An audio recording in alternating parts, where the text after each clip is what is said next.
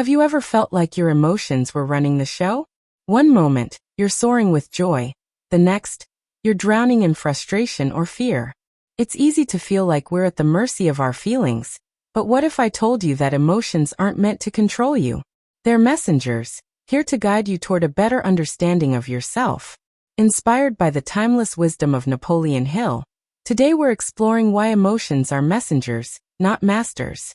By the end of this video, you'll have 5 practical insights to help you listen to your emotions without letting them take the wheel. Let's dive in and discover how to live with greater clarity and purpose. 1. Emotions are signals, not commands. Napoleon Hill taught us that emotions are like the dashboard lights in a car. They alert you to something important, but they don't drive the vehicle. When you feel angry, sad, or excited, those feelings are signals about what's happening inside or around you. The mistake is letting them dictate your actions without reflection.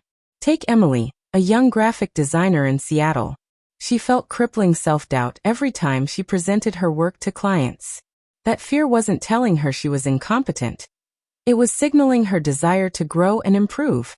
Instead of letting fear stop her, Emily started journaling about it. She asked herself, "What is this fear trying to tell me?" Over time, she realized it was pushing her to practice her skills more deliberately. By listening to the message, not obeying the emotion, she landed her dream project. Next time you feel a strong emotion, pause. Ask what it's trying to tell you. Is your frustration pointing to a boundary being crossed? Is your joy highlighting something you value? Emotions are clues, not commands. 2.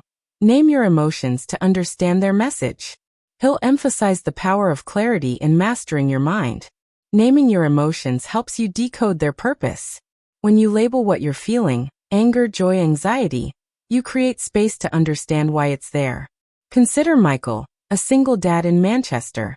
He'd snap at his kids after long workdays, feeling guilty afterward. One day he started naming his emotions. "I'm not just angry, I'm exhausted and overwhelmed." This simple act helped him see his anger was a messenger for needing rest and better time management. He began setting aside 10 minutes each evening to decompress, and his outbursts faded. Try this. When an emotion hits, name it out loud or write it down. "I'm feeling anxious." Then ask why. This small habit, rooted in Hill's call for self-awareness, turns vague feelings into clear messages you can act on. 3. Don't suppress emotions, channel them. Napoleon Hill believed emotions are energy, and energy can be directed. Suppressing feelings buries them, where they fester. Instead, channel that energy into constructive action. Take Olivia, a teacher in Melbourne. She felt intense frustration when her students didn't engage. Instead of bottling it up, she channeled that energy into creativity. She designed interactive lessons, turning her frustration into a passion for innovation. Her classroom became a place of excitement for her and her students.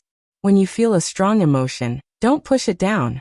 Ask, how can I use this energy? If you're angry, maybe it's time to set a boundary.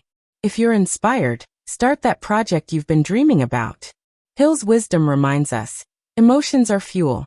Use them wisely. 4. Reframe negative emotions as opportunities. Hill's philosophy encourages us to see challenges as stepping stones. Negative emotions like fear, anger, or sadness aren't enemies.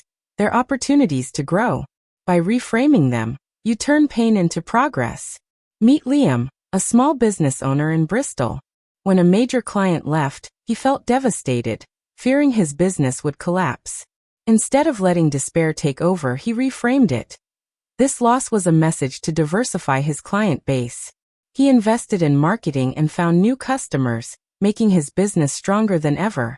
When a negative emotion strikes, ask, what opportunity is this showing me? Fear might push you to prepare better. Sadness might guide you to reconnect with loved ones. Hill's insight is clear. Every emotion, even the painful ones, carries a gift if you're willing to look for it. 5. Master your emotions through consistent practice. Napoleon Hill stressed that mastery comes from discipline. You don't control your emotions overnight, it takes practice. By consistently reflecting on your feelings and choosing your responses, you build emotional strength. Take Ava, a nurse in Austin. She used to feel overwhelmed by the stress of her job, snapping at colleagues or retreating into silence. Inspired by Hill's teachings, she started a daily habit: 5 minutes of deep breathing and reflecting on her emotions each morning. Over months, she noticed she could stay calm during chaotic shifts,